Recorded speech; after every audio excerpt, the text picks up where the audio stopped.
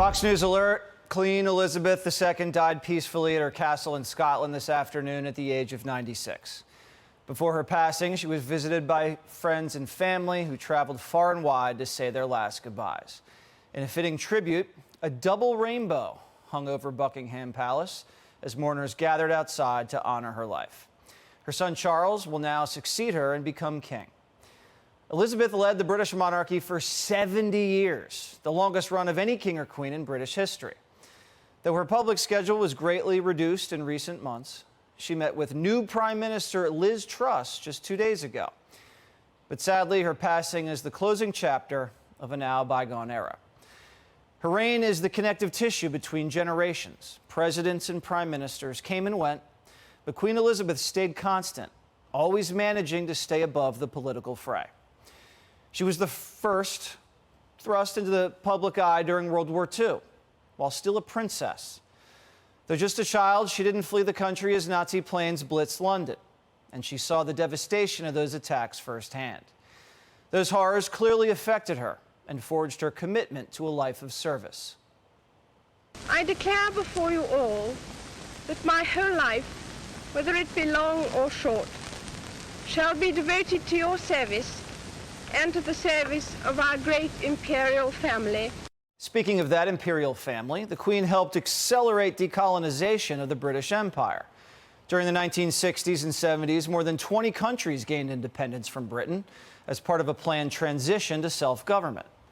And while lots of lefties on Twitter crying today about the horrors of colonization, yes, there were some horrors, it's important to remember the positive and stabilizing effects that the British Empire left on the world. English institutions, such as common law, property rights, along with banking and trade practices, led to incredible economic growth in the colonies that continue to this very day, not to mention great improvements in health and education.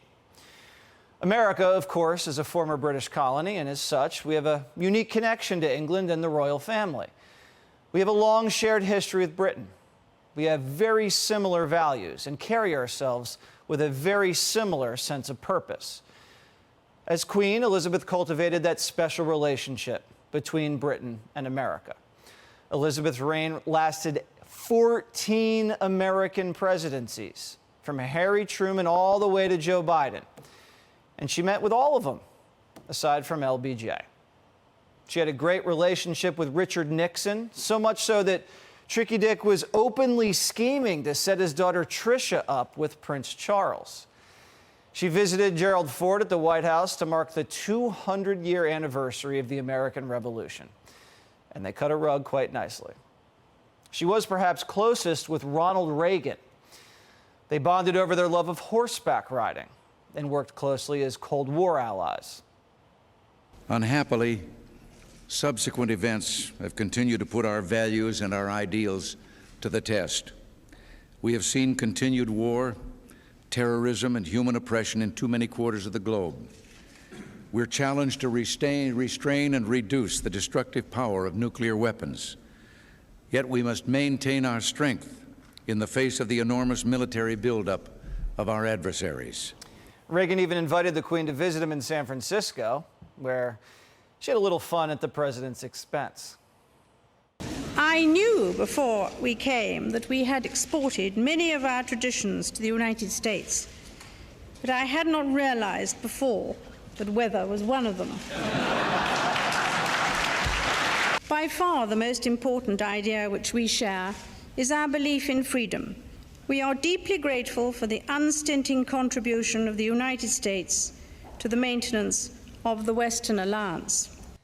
Bush 41 and his wife Barbara welcomed the Queen to the White House for a state dinner in 1991 and then took her to a baseball game at Baltimore's Camden Yards. She continued that special relationship with Bush 43, visiting with each other multiple times.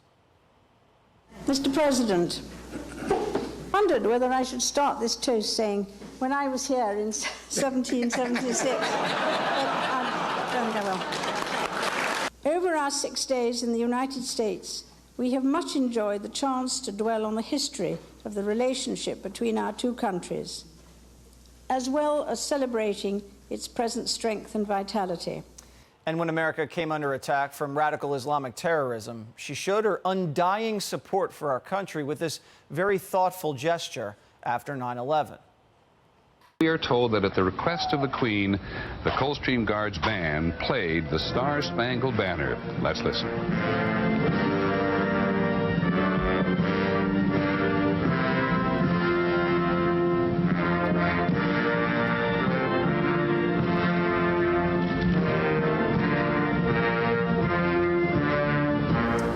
Obama said that the Queen was one of his favorite people, but he also gave her an iPod with his speeches on them. Interesting choice of gifts. But their special relationship did bring us this fun and little awkward moment.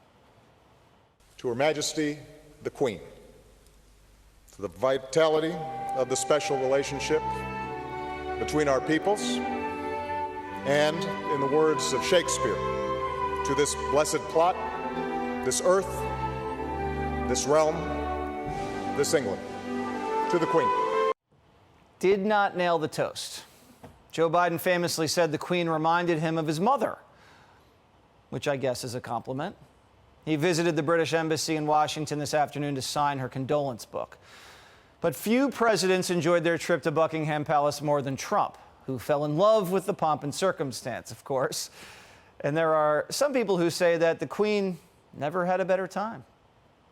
There are those that say they have never seen the Queen have a better time, a more animated time.